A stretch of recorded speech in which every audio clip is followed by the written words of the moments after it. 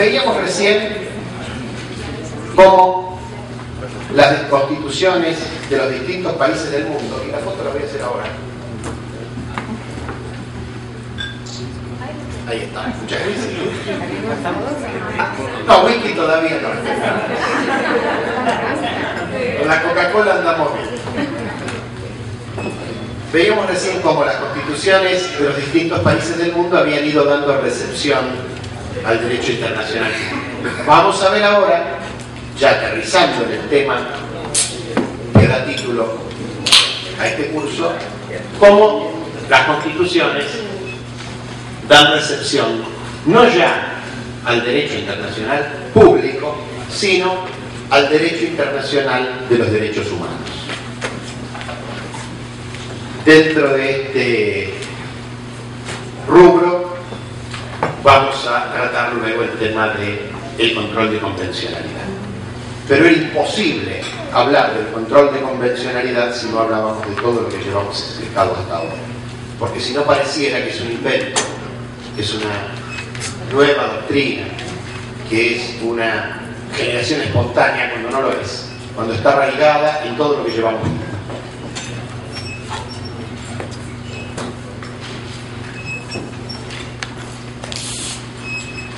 A mediados de la década del 70, de 1970, como ya habíamos dejado planteado ayer, comienza una nueva corriente en materias de derechos humanos, que es la constitucionalización de las normas internacionales de derechos humanos.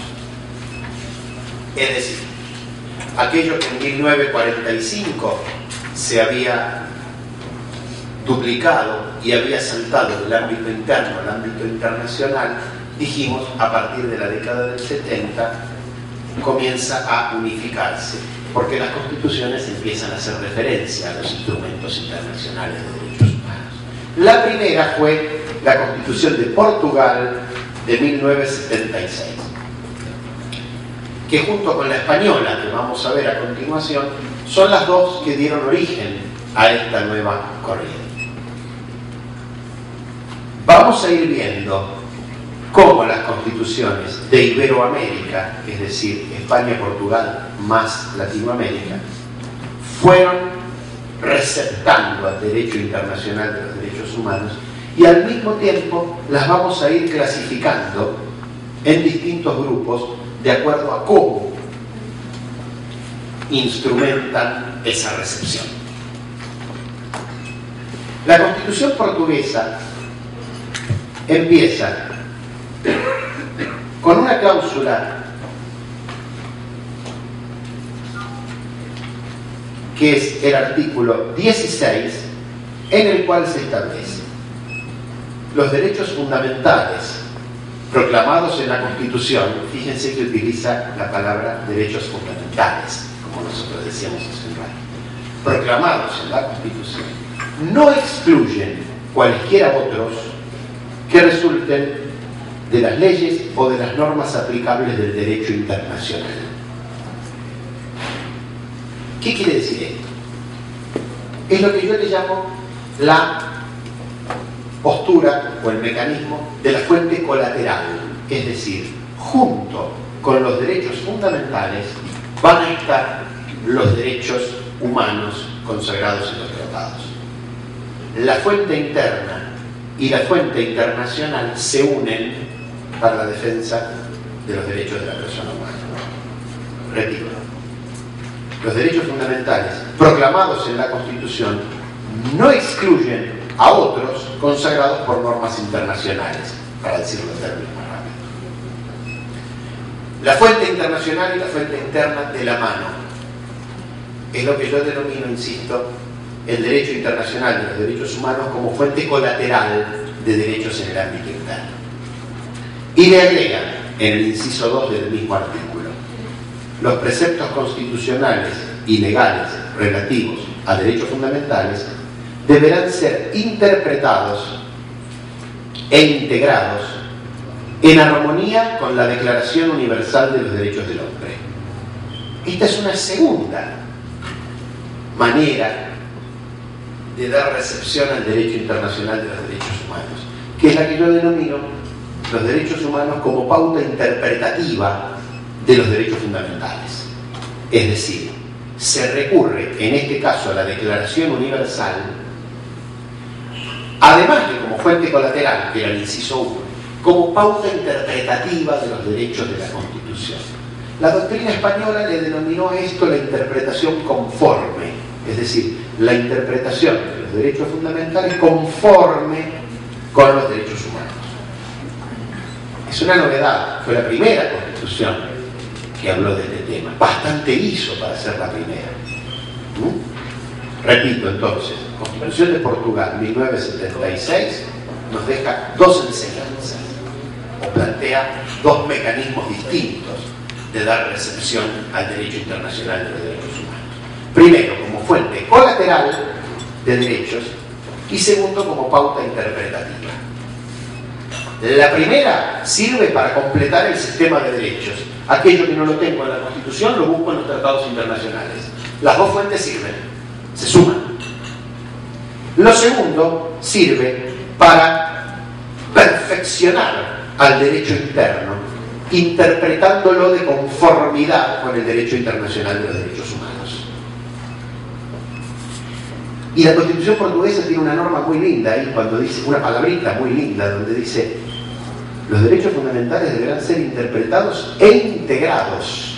Cuando dice integrados, la interpretación integradora del derecho, como ustedes saben, porque son juristas, es aquella interpretación que además de aplicar la norma general al caso particular, integra, completa, rellena, perfecciona las vaguedades, ambigüedades y lagunas de la norma.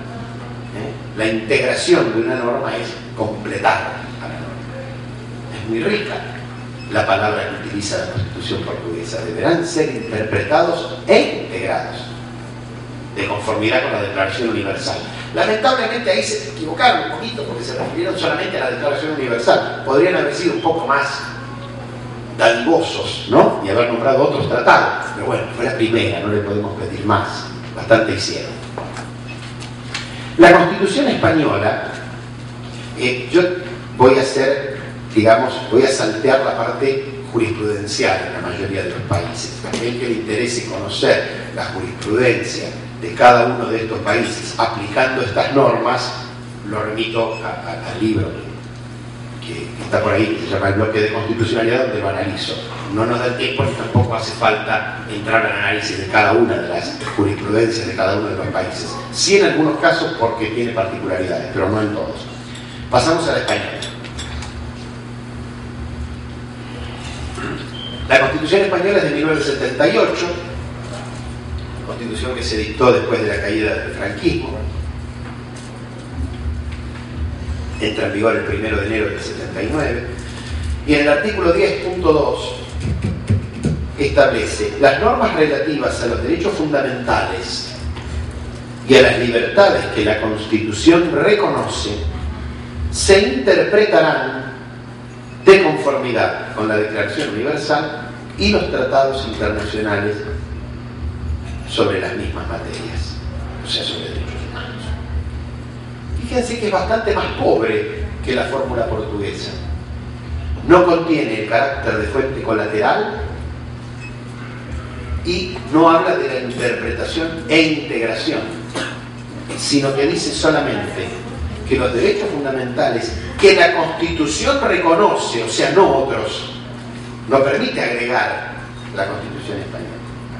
Los derechos fundamentales que la Constitución reconoce serán interpretados de acuerdo, conforme a la Declaración Universal y los demás tratados de derechos humanos. Es generosa en cuanto nombra la Declaración y otros tratados, pero es muy avara en cuanto a que solo permite la interpretación conforme al derecho internacional de aquellos derechos que ya están contemplados en la Constitución. Y no es que se hayan equivocado en la redacción. En el debate de la Asamblea Constituyente del 78, que tuve oportunidad de leer, expresamente discutieron este tema y la conclusión fue limitarla a los derechos que la Constitución reconoce, es decir, no permitir que los tratados de derechos humanos sean fuente colateral. son solamente una pauta interpretativa de las normas constitucionales. ¿Sí? Esto es lo que ocurrió en España. De allí salta la corriente al continente americano. El primer país que en nuestro continente se ocupó de este tema fue Perú. Perú reforma su constitución en 1979 en un determinado contexto histórico y político y consagra por primera vez en Latinoamérica la jerarquía constitucional de los tratados de derechos humanos. Acá encontramos ya una tercera manera de dar recepción. Reitero, la primera era la de los derechos humanos como fuente colateral, la segunda era la de los derechos humanos como pauta interpretativa de la norma constitucional. Esta, que es la tercera en orden cronológico, ¿no?, es la de los tratados de derechos humanos con una determinada jerarquía en el derecho interno, en este caso la jerarquía constitucional. ¿Qué es lo que decía la Constitución peruana del 79? Los tratados internacionales celebrados por el Perú con otros estados son parte del derecho nacional. Hasta ahí nada nuevo.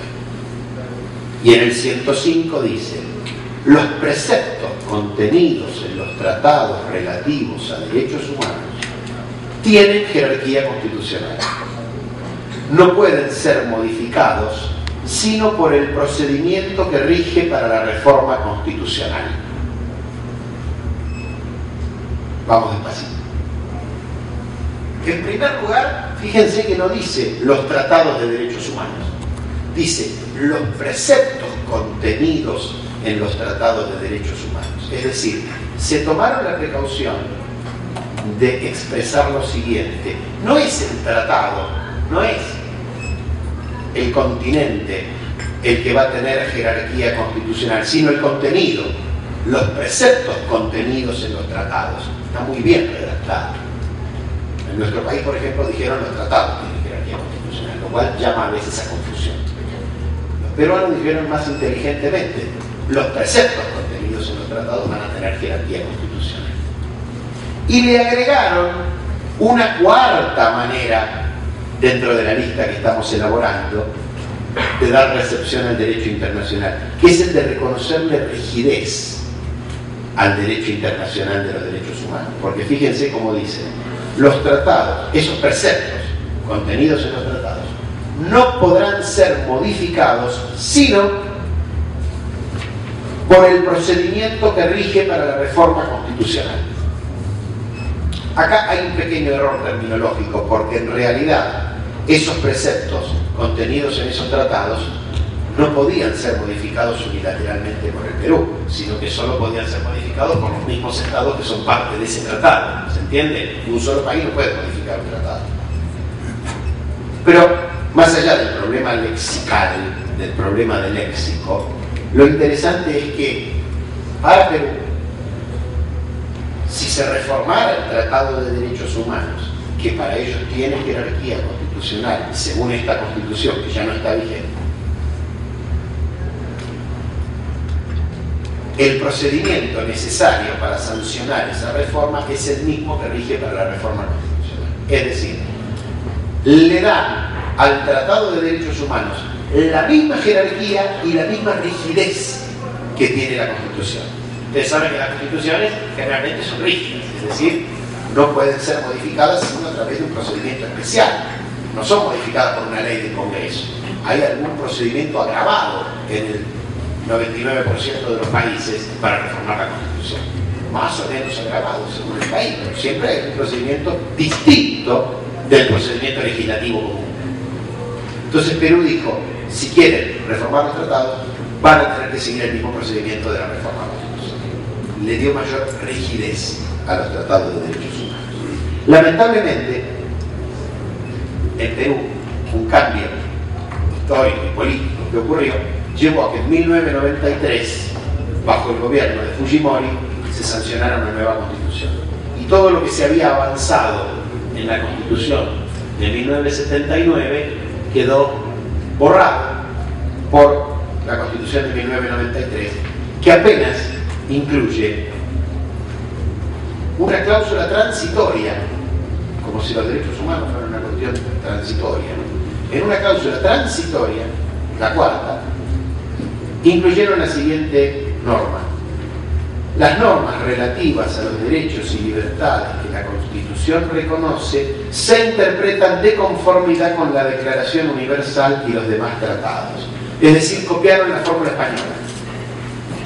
Los derechos que la Constitución reconoce serán interpretados de conformidad con la Declaración Universal y los demás tratados. Solo aquellos que la Constitución reconoce, y solo como pauta interpretativa. ¿Sí? Interpretaciones progresistas de esta norma. Hubo autores que hablaron de la existencia de un bloque de constitucionalidad en Perú, pero son más expresiones de deseos que interpretaciones estrictas de la norma. Lamentablemente la norma solo habla de los derechos humanos como pauta interpretativa. Otras constituciones fueron siguiendo este ejemplo de Portugal, de España y de Perú, y empezaron a incluir en las constituciones normas referidas a los derechos humanos. Vamos a referirnos ahora a un grupo de constituciones que no establecen jerarquía del derecho internacional de los derechos humanos. La primera de ellas era la vieja Constitución del Brasil, la de 1988. En ella se establecía los derechos y garantías, artículo 5. Los derechos y garantías reconocidos en esta Constitución no excluyen otros. Ya se dan cuenta que la fuente es la portuguesa. Los derechos y garantías reconocidos en esta Constitución no excluyen otros que se deriven del régimen y los principios adoptados por ella o de los tratados internacionales de derechos humanos. Es decir, reitera la primera parte de la norma portuguesa, que era la que hablaba del derecho internacional de los derechos humanos como fuente colateral del derecho interno. Fuente externa más fuente internacional completa el sistema de derechos. En el 2007, Brasil reforma su constitución y le agrega por allí otra norma vaga, pero que alguna jerarquía le está reconociendo a los derechos humanos, según la cual la República Federativa de Brasil se rige en sus relaciones internacionales por los siguientes principios. Y dentro de los principios está la prevalencia de los derechos humanos. Yo no conozco hasta ahora jurisprudencia brasileña dictada, no sé, hasta donde sea no se dictó jurisprudencia de la Corte Suprema aplicando esta cláusula, a ver cómo interpreta el artículo 70, el artículo 4, inciso 2, que es el que habla de la prevalencia. Pero es un avance que la Constitución le haya dado cierta jerarquía. Pero la histórica de Brasil, la de 1988, no se la da. En el mismo sentido que la brasileña del 88, encontrábamos la Constitución de Chile de 1980, reformada en 1989.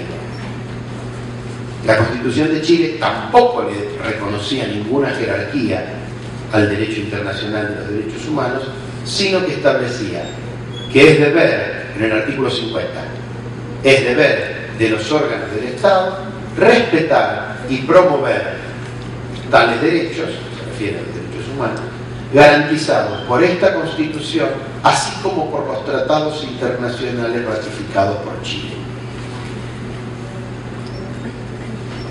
Sigue entonces el ejemplo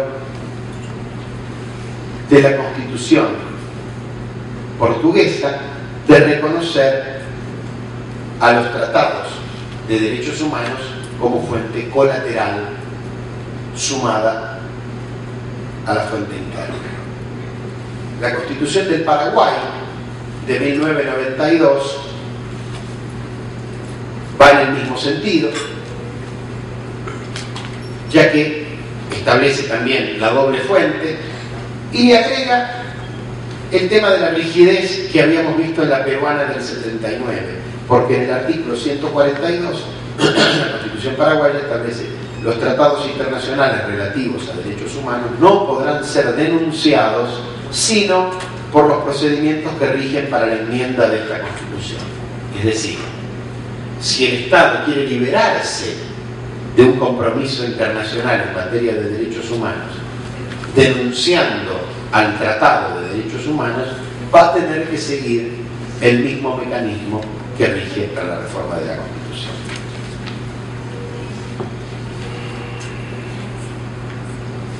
La Constitución de Nicaragua de 1987, reformada en el 95, va en este mismo sentido: no reconocer ninguna jerarquía, pero da un pasito más, porque no hace como Portugal, como Chile, como Paraguay, una referencia genérica a los tratados de derechos humanos, sino que da una lista de tratados. En el artículo 46, la Constitución de Nicaragua establece: toda persona goza de la protección estatal y del reconocimiento de los derechos inherentes a la persona humana, del respeto irrestricto, promoción y protección de los derechos humanos y de la plena vigencia de los derechos consagrados en la Declaración Universal, la Declaración Americana, el Pacto de Derechos Económicos, Sociales y Culturales, el Pacto de Derechos Civiles y Políticos y el Pacto de San José de Costa Rica. Es decir, sigue el modelo de la fuente colateral, pero le agrega mayor especificidad, porque da una lista de cuáles son los tratados que van a servir de fuente colateral. Esto tiene un lado positivo y un lado negativo, porque al dar una lista, alguien podría decir: bueno, el que no está en la lista no lo vamos a poder aplicar. Ese es el costado negativo. El costado positivo es que le da mayor claridad al tema. En vez de ser una referencia genérica, hay una enumeración específica. Y vamos a ponernos de pie. La Constitución mexicana también también debe ser incluida en este rubro.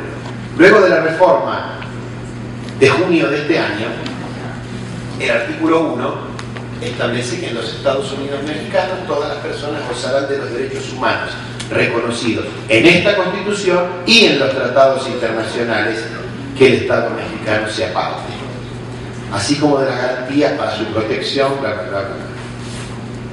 Fórmula portuguesa, fórmula de la fuente colateral. Y en el segundo párrafo le agregan la fórmula española: las normas relativas a los derechos humanos se interpretarán de conformidad con esta Constitución y con los tratados internacionales de la materia. Y en tercer término, es decir, primero fuente colateral, segundo pauta interpretativa, y en tercer término le agrega algo un poco más novedoso. No es la más novedosa de todas, porque está la de Ecuador de un par de años antes, que ya lo había hecho, pero es un tema novedoso, que es favoreciendo en todo tiempo a las personas la protección más amplia. Le está agregando lo que nosotros hemos discutido ayer, que era el principio pro homine. Y un poco la pregunta que me habían formulado: se fue la persona que me hizo la pregunta, o se cambió de lugar, no lo veo. Se fue. Le están agregando el principio pro homine. Cuando están hablando de la protección más amplia para la persona humana, lo que están diciendo es: cuando uno tiene dos normas, y esto ya lo vimos ayer, cuando uno tiene dos normas referidas a una misma situación jurídica y que tienen distinto alcance, vamos a aplicar siempre la norma más benéfica para la persona humana, sin importar la jerarquía de esa norma y sin importar si es norma interna o norma internacional. Sería una excepción al principio de jerarquía normativa, el principio pro homine. aplico la más conveniente, no importa si es superior o inferior. Esto es lo que volcó en el segundo párrafo la reforma de la Constitución mexicana. Si la queremos sintetizar en esta materia, diremos fuente colateral, pauta interpretativa, principio pro homine. Estas son las tres modificaciones fundamentales que se introdujeron en México en junio de este año. ¿Son avances? Claramente son avances. ¿Son espectaculares? Ya vamos a ver que no son espectaculares, que hubo constituciones en nuestro continente que fueron un poco más allá. ¿Es útil? Por supuesto que es útil.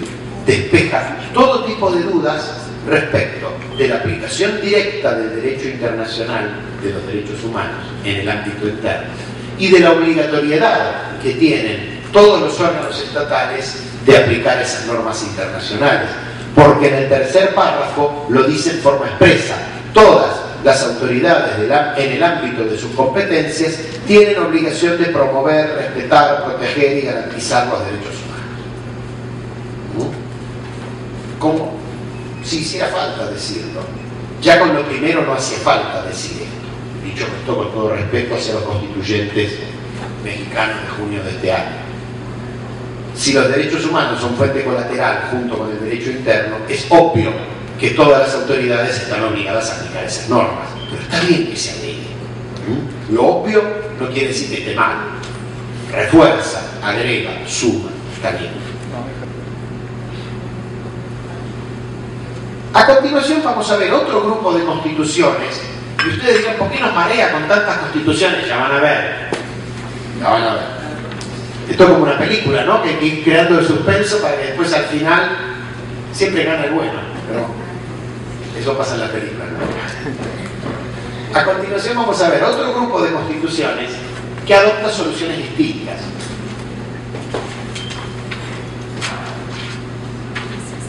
Nos vamos a referir en primer lugar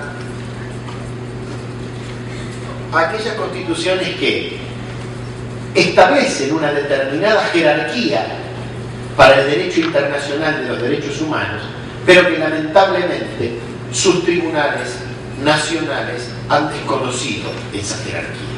En este caso sí voy a entrar a analizar la jurisprudencia, como les decía antes, que en algunos casos lo pasa. La primera es la Constitución de Guatemala, del año 85.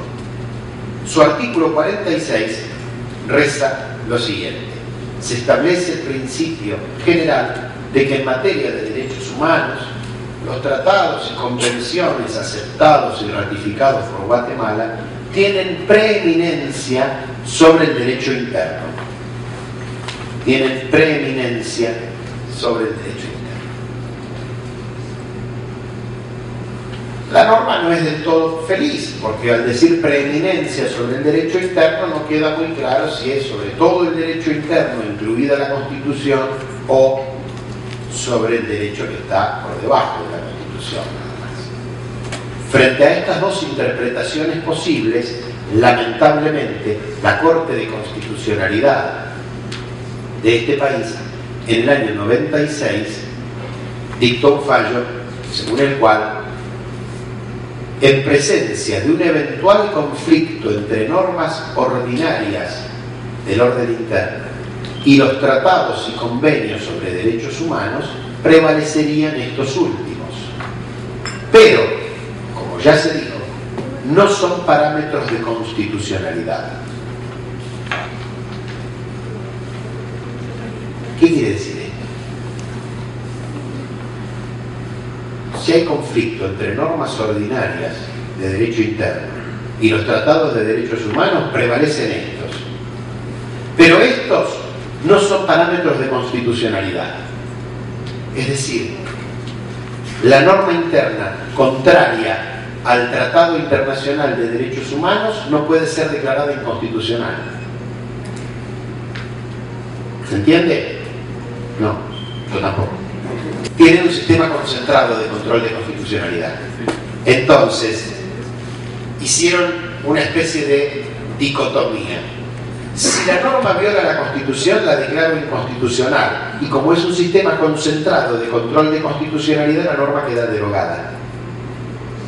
Pero si la norma, en vez de ser contraria a la Constitución Nacional, es contraria a los tratados de derechos humanos, no la declaro inconstitucional, es decir, no queda anulada, pero en el caso concreto no la aplico. ¿Entiende? Dos categorías de invalidez. No es muy feliz, puede no gustar, pero bueno, cada país lo hace a su manera. Como decíamos antes, el modo en que cada Estado cumple con las obligaciones internacionales es irrelevante para el derecho internacional. Cada país elige cómo. Acá lo importante es que la norma interna contraria al tratado no se aplique. No importa si la declaran inconstitucional o no. ¿Se entiende? Porque ese es un tema interno. Lo importante a la luz del derecho internacional es que la norma interna contraria a la norma internacional no se aplique al caso concreto. Como ellos tienen un sistema concentrado, eligen esta opción, de que la norma contraria al tratado la inaplico. En cambio, la norma contraria a la Constitución la anulo, la elimino del sistema. Otra constitución que va en este mismo sentido es la Constitución de la República Bolivariana de Venezuela. La Constitución de Venezuela de 1999 establece los tratados, pactos y convenciones. Esto es toda la misma cosa, es un error. Tratados, pactos, convenciones, todo lo mismo. Pero no importa. Los tratados, pactos y convenciones relativos a derechos humanos suscritos y ratificados por Venezuela tienen jerarquía constitucional. O sea, todos los tratados de derechos humanos que ratificó Venezuela tienen jerarquía constitucional. Y prevalecen en el orden interno en la medida en que contengan normas sobre su goce y ejercicio más favorables a las establecidas por esta Constitución y la ley de la República. Y son de aplicación inmediata y directa por los tribunales y demás órganos del poder público. Vamos a ir por partes. ¿Qué es lo que dice esta Constitución? Que las normas contenidas en los tratados van a tener jerarquía constitucional y van a prevalecer en el orden interno siempre y cuando, en la medida que dice acá, siempre y cuando contengan normas sobre ejercicio de derechos más favorables a las establecidas por la Constitución. Es decir, hay una jerarquía constitucional de los tratados de derechos humanos condicionada al principio pro homine, es decir, condicionada a que esos tratados contengan una protección más favorable que la que contiene la Constitución. ¿Se entiende? Sería una jerarquía constitucional, pero no mucho, o una jerarquía constitucional condicionada. Repito, los tratados de derechos humanos en Venezuela van a tener la misma jerarquía que la Constitución, en realidad sería superior, pero ellos dicen la misma jerarquía, siempre y cuando contengan normas de derechos más amplias, más favorables que las establecidas en la Constitución. ¿Vamos? El principio pro homine lo utilizan en Venezuela como una pauta que nos va a dar como resultado cuál es la jerarquía del tratado. Si la norma es más benéfica, el tratado tiene jerarquía constitucional. Si la norma es menos benéfica de la que está en la Constitución, va a primar la Constitución. La Sala Constitucional de la Corte Suprema de Venezuela sostuvo expresamente que no hay supraconstitucionalidad de los tratados sobre la Constitución. Esos tratados son aplicables por mandato de la Constitución. No puede ser supraconstitucional sino constitucional, porque la misma Constitución lo ordena cuando haya principios más favorables.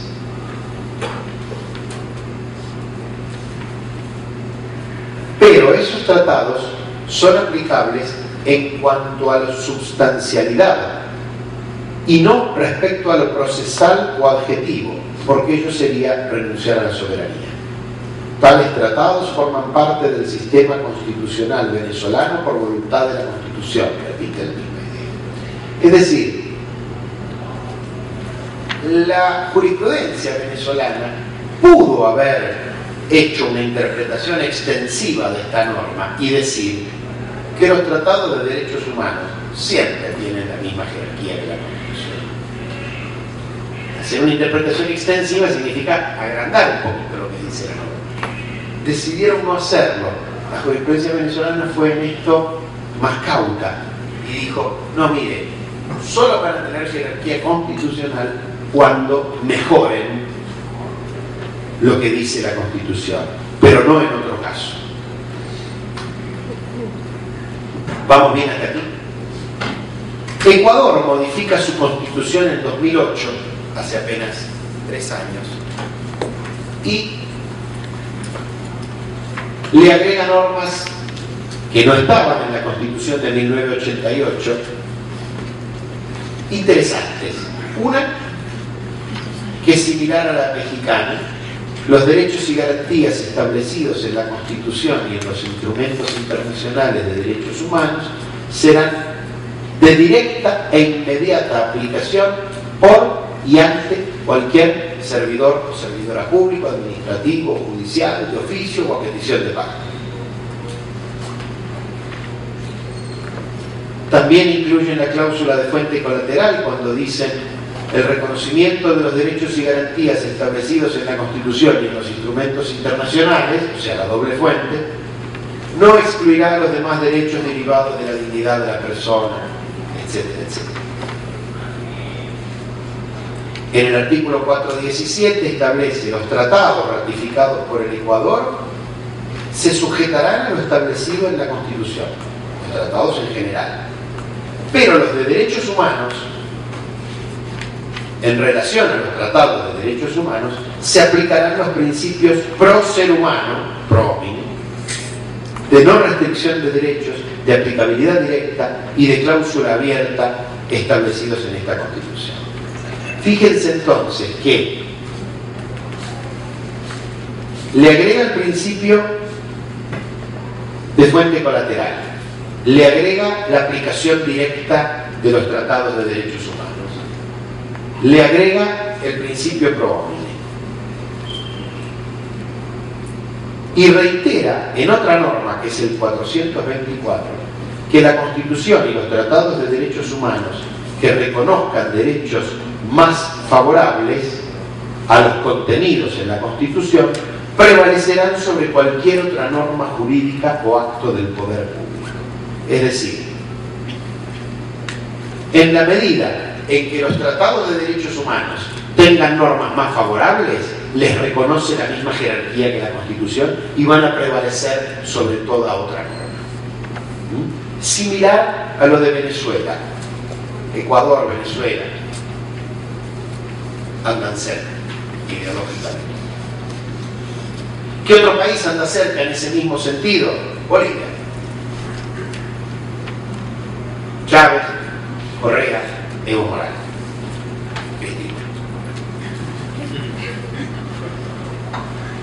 La Constitución de Bolivia, también reformada en el año 2008, es la primera que en su texto contiene la recepción del bloque de constitucionalidad.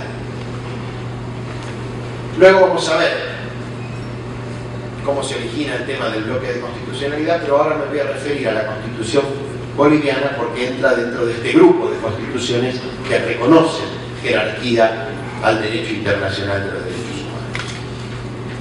La Constitución de Bolivia del año 2008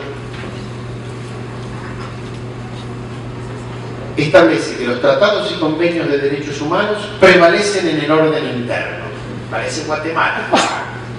Prevalecen en el orden interno. No sabemos si por arriba o por abajo de la Constitución.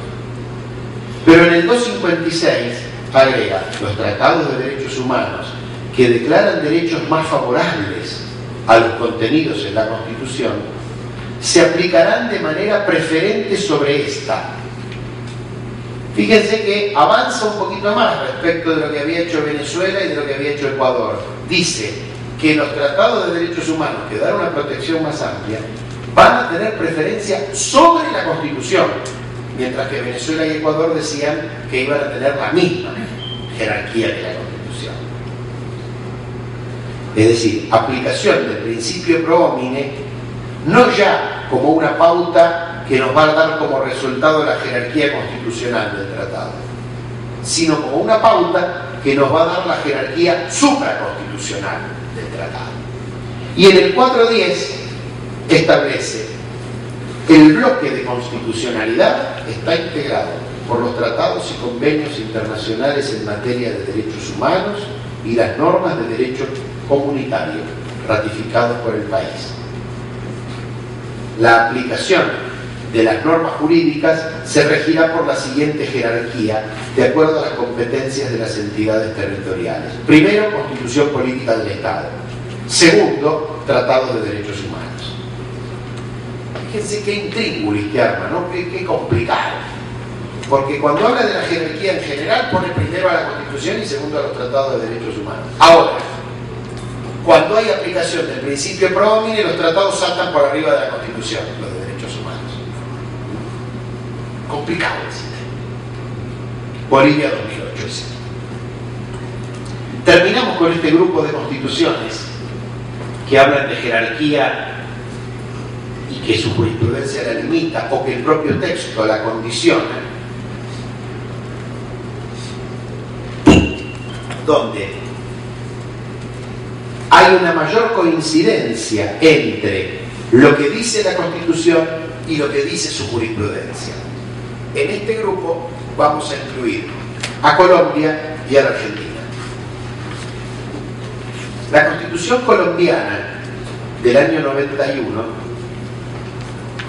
establece los tratados y convenios que reconocen derechos humanos prevalecen en el orden interno. Los derechos y deberes consagrados en esta Constitución se interpretarán de conformidad con los tratados sobre derechos humanos. Es decir, primero, prevalencia sobre el derecho interno. Segundo, interpretación conforme. ¿Cómo interpretó la Corte de Constitucionalidad de Colombia esta norma? Diciendo, en una primera etapa fue cauta,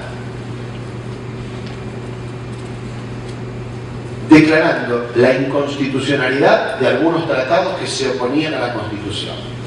Pero más recientemente, en jurisprudencia que data del año 2000, la Corte comenzó a aplicar la doctrina del bloque de constitucionalidad y dijo, por mandato de esa norma que les acabo de leer, esa que habla de la prevalencia en el orden interno, la Constitución y los tratados de derechos humanos conviven en pie de igualdad. Esa prevalencia a la que se refiere la Constitución también está avalada por el artículo 27 de la Convención de Viena sobre Derechos de los Tratados, aquel que decía que el Estado no puede prevalerse de su derecho interno, ¿se acuerdan?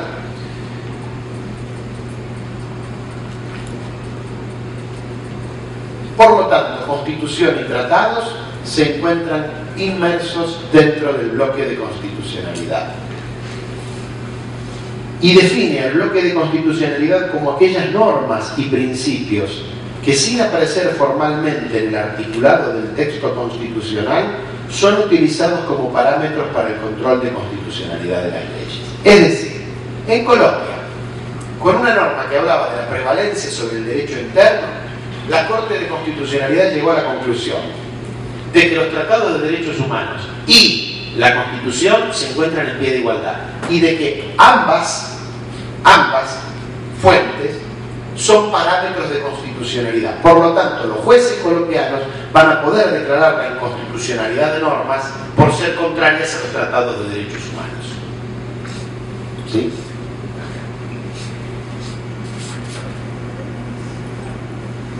La Constitución argentina, reformada en el año 94, acá no tengo que leer, estableció en su artículo 75, inciso 22, una serie de normas interesantes en la materia. La primera es que cierta lista de tratados, la Declaración Universal, la Declaración Americana, los 2 pactos de Naciones Unidas, el Pacto de San José de Costa Rica y 4 o 5 más, son 11 en total, tienen jerarquía constitucional. Clarísimo y afirmado en términos inequívocos. Tienen jerarquía constitucional.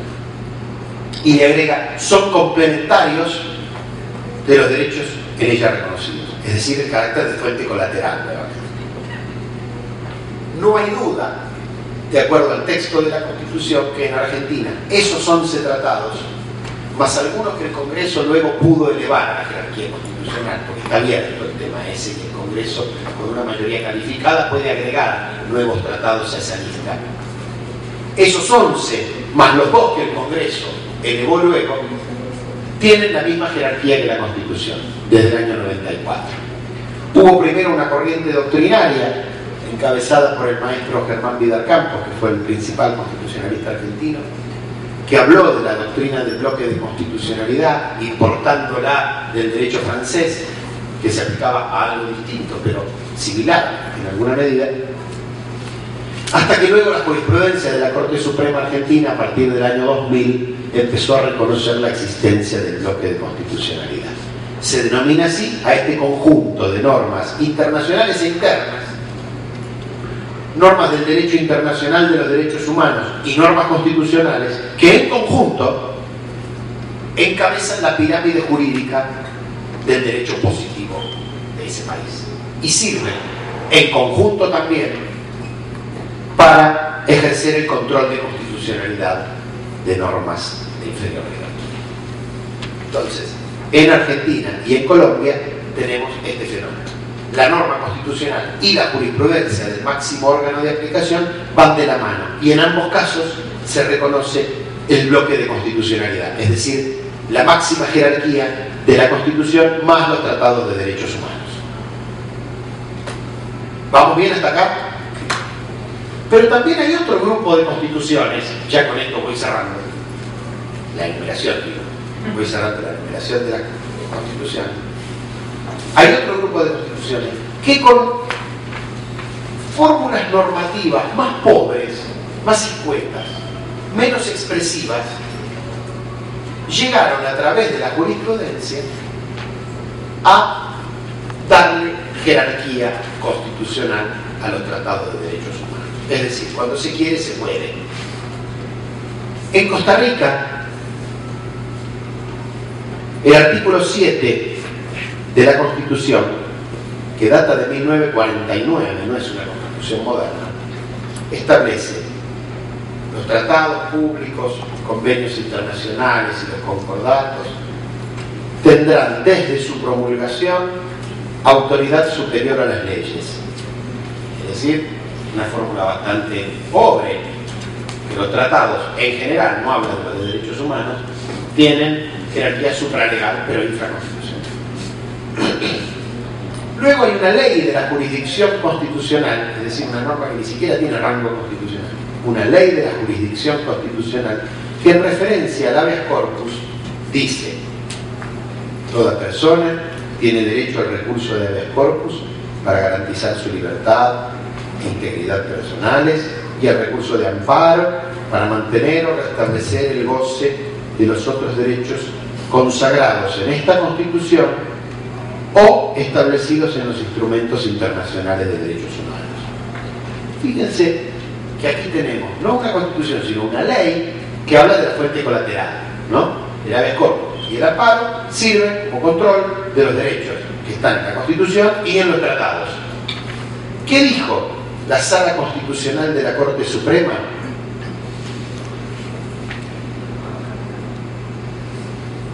En un fallo del año 1992, esa Sala Constitucional de la Corte Suprema, que ejerce un control concentrado de constitucionalidad, dijo: no obstante que la norma constitucional textualmente esté concebida de una manera, debe entenderse y aplicarse de modo tal que los instrumentos de derechos humanos, en la medida que otorguen mayores derechos o garantías a las personas, priman por sobre la Constitución.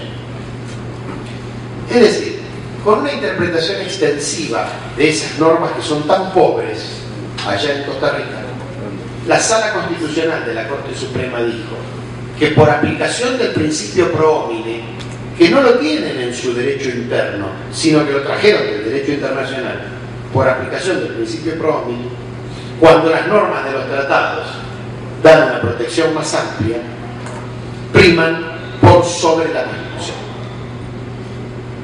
Y en un sentido similar se expidió también la Sala Constitucional de la Corte Suprema de la República Dominicana.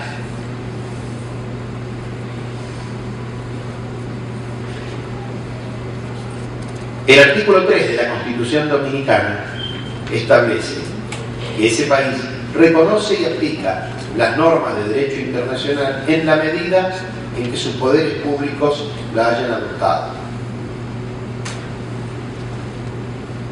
Y el artículo 8 dice: se reconoce como finalidad principal del Estado la protección efectiva de los derechos de la persona humana.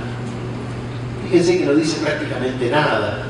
Habla de los derechos de la persona humana, habla de que hay que aplicar las normas de derecho internacional, pero no les da ninguna jerarquía. No obstante, esa pobreza del texto, en una resolución de la Suprema Corte de noviembre del 2003, la Corte dijo que la fuente internacional, perdón, lo leo desde el principio, atendido a que en la República Dominicana tiene un sistema constitucional integrado por disposiciones de igual jerarquía que emanan de dos fuentes normativas distintas, A, la nacional, B, la internacional, esas fuentes normativas en su conjunto, conforme a la mejor doctrina, integran lo que se ha denominado el bloque de constitucionalidad, al cual está sujeta la validez formal y material de toda legislación adjetiva o secundaria. Los tratados de derechos humanos forman parte de nuestro derecho interno, así como la normativa supranacional conformada por los tratados y convenciones que reconocen derechos fundamentales. La Corte Suprema de República Dominicana, entonces, con una norma constitucional bastante pobre, que habla de darle prioridad a los derechos humanos en las relaciones exteriores, se animó a decir que las dos fuentes, la internacional y la interna, tienen la misma jerarquía, que ambas componen el bloque de constitucionalidad y que el bloque de constitucionalidad es el parámetro con el cual se juzga la validez de las normas inferiores. No los voy a marear más con constituciones. ¿Qué es lo que quise demostrar con este recorrido? Que cada país tiene su propia manera de darle recepción al derecho internacional de los derechos humanos. Las fórmulas son variadas. Si queremos verlo de menor a mayor, lo podemos ordenar así. El derecho internacional de los derechos humanos como una simple pauta interpretativa de lo que ya está en la Constitución. España, Perú. Un poco más, otro pasito. El derecho internacional de los derechos humanos como fuente colateral de derechos. Portugal, Brasil, México, 2011. Otro pasito más. El derecho internacional de los derechos humanos con jerarquía supralegal. Guatemala. Quinto, otro pasito más. El derecho internacional de los derechos humanos con jerarquía constitucional pero condicionada al principio pro homine. Venezuela y Ecuador. Es decir, el derecho internacional de los derechos humanos va a tener la misma jerarquía que la Constitución siempre y cuando conceda protección más amplia para los derechos. Sexto, otro pasito más. Bolivia, que hablaba de la supraconstitucionalidad del derecho internacional de los derechos humanos, pero condicionado al principio pro homine también. Séptimo, otra variante más, bloque de constitucionalidad. Todo el derecho internacional de los derechos humanos, sin condicionamientos al principio pro homine, en pie de igualdad con la Constitución. Repito, todo el derecho internacional de los derechos humanos, sin condicionamiento alguno, en pie de igualdad con la Constitución. Bloque de constitucionalidad. Colombia, Argentina, República Dominicana. Este es el menú de opciones. Entonces, frente a esta disparidad de mecanismos a través de los cuales los estados latinoamericanos han dado recepción al derecho internacional de los derechos humanos, frente a esta disparidad en la cual algunos le dan jerarquía supraconstitucional, otros le dan jerarquía constitucional, otros le dan jerarquía supralegal, otros lo tienen solamente como fuente colateral, otros lo tienen solamente como pauta interpretativa. ¿Qué inventó la Corte Interamericana? ¿Qué se le ocurrió hacer para tratar de uniformar, homogeneizar esta disparidad? Porque ¿para qué les mostré tantas constituciones yo? ¿Para aburrirlo? ¿Para mostrarles que la ley? No. Para mostrarles la disparidad que existe en un solo continente. Entonces, la Corte Interamericana lo que hizo fue sacar de la galera este tema del control de convencionalidad y decir lo mismo que venía diciendo el Tribunal de Justicia de las Comunidades Europeas con respecto al derecho comunitario, que era lo que decía, como les comenté hace un rato, el juez nacional es al mismo tiempo juez nacional y juez comunitario. El juez nacional debe aplicar no solo las normas de su derecho interno, sino también las normas del derecho comunitario. ¿Y qué dijo la Corte Interamericana? Lo mismo. En aquellos países en los cuales se ratificó el Pacto de San José de Costa Rica, los jueces deben aplicar sus normas y deben hacerlo por encima, es decir, con una jerarquía superior a la que tienen las normas de su derecho interno. ¿Es tan novedoso el control de convencionalidad? No, no es nada nuevo. Cuando analizamos hoy, en la primera mitad, aquellas cuatro patas sobre las cuales se asentaba el principio de primacía del derecho internacional, ¿qué dijimos? Primero, que para el derecho internacional no le importa cómo el Estado cumple sus obligaciones, lo importante es que las cumpla, obligación de resultado. Segundo, que el derecho interno es un mero hecho para el derecho internacional. Tercero, que el Estado no puede prevalerse de su derecho interno para violar una obligación internacional. Y cuarto, que el Estado debe adaptar su legislación interna para dar cumplimiento a la obligación internacional. Y en todos esos casos les mencioné jurisprudencia de la década de 1920. ¿Dijo algo nuevo la Corte Interamericana en el año 2006, cuando falló el caso Almonacid Arellano contra Chile, que fue el caso en el que inventó el control de convencionalidad? No dijo nada nuevo. Lo único que dijo, mis queridos colegas, fue, primero, el Estado debe cumplir el derecho internacional. El Estado debe adaptar su derecho interno al derecho internacional. No importa cómo lo hace, lo puede hacer a través de una ley o de una sentencia judicial. Por lo tanto, el juez nacional, me olvidaba, el derecho internacional es directamente aplicable en el ámbito interno. El derecho internacional tiene primacía sobre el derecho interno. Todo aquello que estudiamos hoy más temprano, en la primera mitad de esta clase, referido al derecho internacional público, nos conduce sin escapatoria a esto que hoy se llama control de convencionalidad, que no es otra cosa que la obligación que tienen los jueces nacionales de aplicar el derecho internacional, en este caso el derecho internacional de los derechos humanos, de manera directa, de manera inmediata, con primacía sobre el derecho interno, adaptando la legislación interna para el cumplimiento de las obligaciones internacionales, e impidiendo que una norma de derecho interno sea obstáculo para el cumplimiento de una obligación internacional.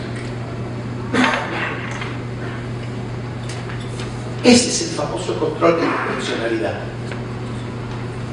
Es, reitero, el mecanismo que se le ocurrió a la Corte Interamericana a partir del caso Almonacid Arellano contra Chile del año 2006 para buscar la homogeneidad, la uniformidad en medio de esta disparidad que existía en las constituciones internas. Cuando la Corte, sentada en Costa Rica, ve que en un país pasa una cosa, que en otro país pasa otra, que acá los jueces hacen esto, que allá los jueces hacen lo otro, que acá tiene una jerarquía, que allá tiene otra jerarquía, dijeron, vamos a terminar con esto, vamos a tratar de uniformar, vamos a tratar de evitar que uno me diga ley posterior deroga tratado anterior, que otro me diga, mirá, yo tengo una norma de derecho interno que no me impide cumplir con el pacto de San José. Vamos a sacar todo. Y vamos a decir que los jueces nacionales son al mismo tiempo jueces internacionales. Mejor dicho, que los jueces nacionales tienen que aplicar al mismo tiempo el derecho nacional y el derecho internacional. Después de todo lo que vimos ayer y hoy, ¿es tan novedoso esto? No. Lo venía diciendo la Corte Permanente de Justicia Internacional desde la década de 1920. Lo venía diciendo la Corte de Luxemburgo desde la década de 1960. Lo agregamos al ámbito interamericano. Le pusimos un nuevo rótulo, lo llamamos control de convencionalidad. Pero toda vez que uno estudia cómo fue evolucionando nuestra materia, yendo de lo general a lo particular, se da cuenta que es una obviedad. Bienvenida sea, no la estoy criticando, la estoy desmitificando nada más. Es el resultado frío y concreto del principio de primacía del derecho internacional y del principio de aplicación directa del derecho internacional. Aun cuando la Corte Interamericana no lo hubiera dicho, esto era así. Aun cuando la reforma de la Constitución mexicana no hubiera dicho que los tratados de derechos humanos son fuente colateral del derecho interno, aun cuando no hubiera dicho que todo servidor público debe aplicar las normas de derechos humanos, esto también era así. Lo que pasa es que hay gran desconocimiento en materia de derecho internacional y en materia de derechos humanos por parte de los jueces nacionales de la mayoría de los países. No estoy haciendo una crítica ni estoy particularizando en ningún país. En general, los jueces nacionales conocen el derecho procesal y conocen la rama del derecho que les toca aplicar, sea civil, penal, administrativo. Algunos más leídos conocen un poco de derecho constitucional. En mi país, al menos, no estoy juzgando a nadie, y mucho menos a los colegas mexicanos presentes. Voy a hablar de mi país. En mi país, los jueces civiles, los jueces penales, los jueces administrativos, de derecho constitucional saben muy poco. Y de derecho internacional de los derechos humanos, muy menos. Y de la jurisprudencia de los órganos internacionales de derechos humanos, muy menos.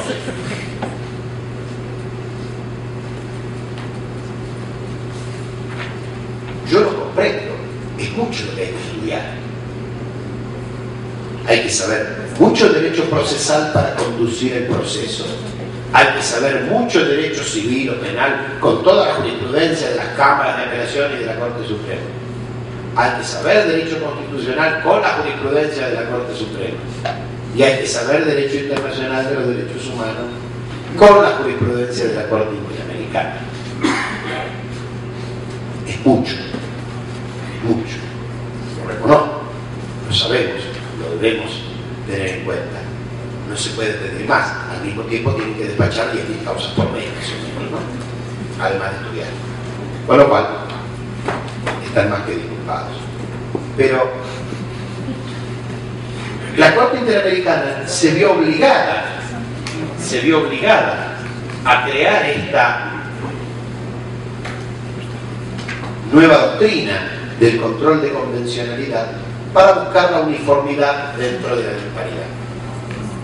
Y les voy a leer el párrafo número 339 del caso Radilla Pacheco contra México de fines del 2009, en el cual la Corte aplicó la teoría esta del control de convencionalidad con cita del fallo Almonacid Arellano que veíamos antes. Dice así la Corte Interamericana: en relación con las prácticas judiciales, este tribunal ha establecido en su jurisprudencia que es consciente de que los jueces y tribunales internos están sujetos al imperio de la ley y por ello están obligados a aplicar las disposiciones vigentes en el ordenamiento jurídico. Pero,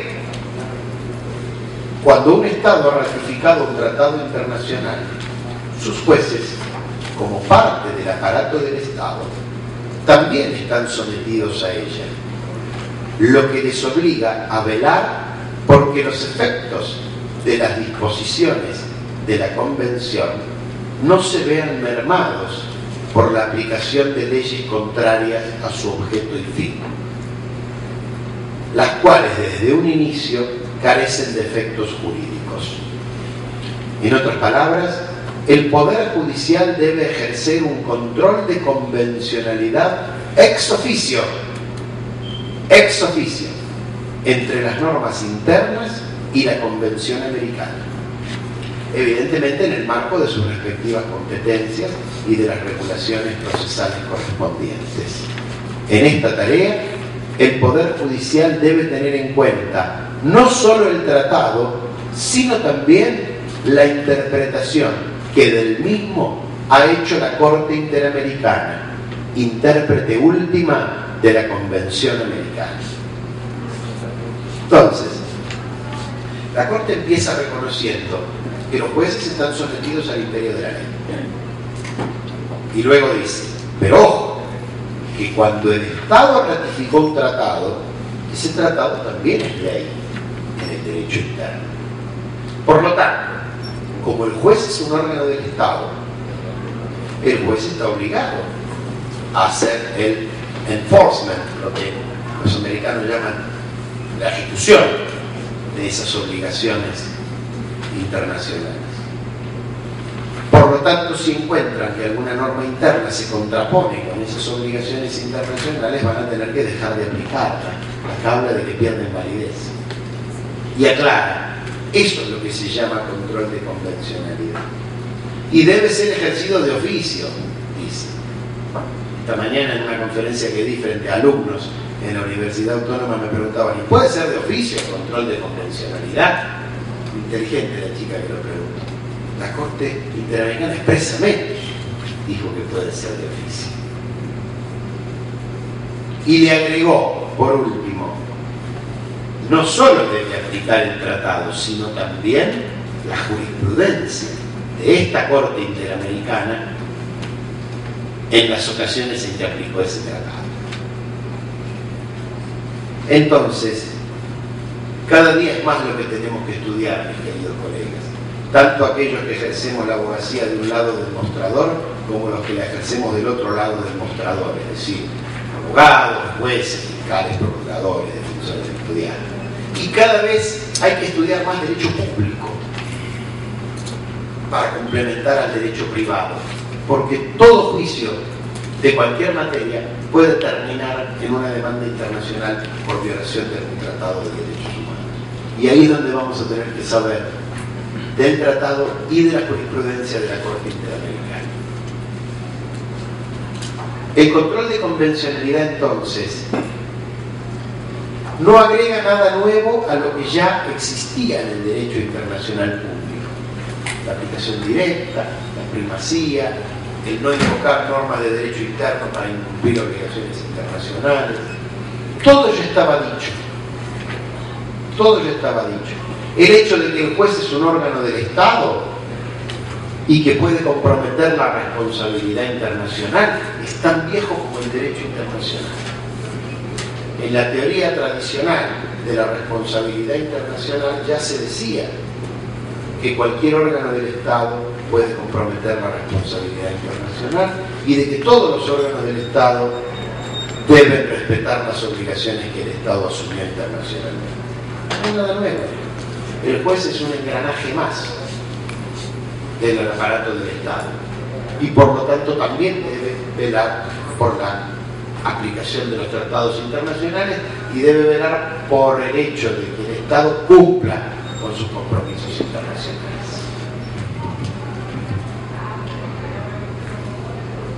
El caso Radilla Pacheco tiene esta particularidad de reiterar lo que ya venía diciendo la Corte desde el año 2006. Pero tampoco es nuevo lo que se dijo en Radilla Pacheco.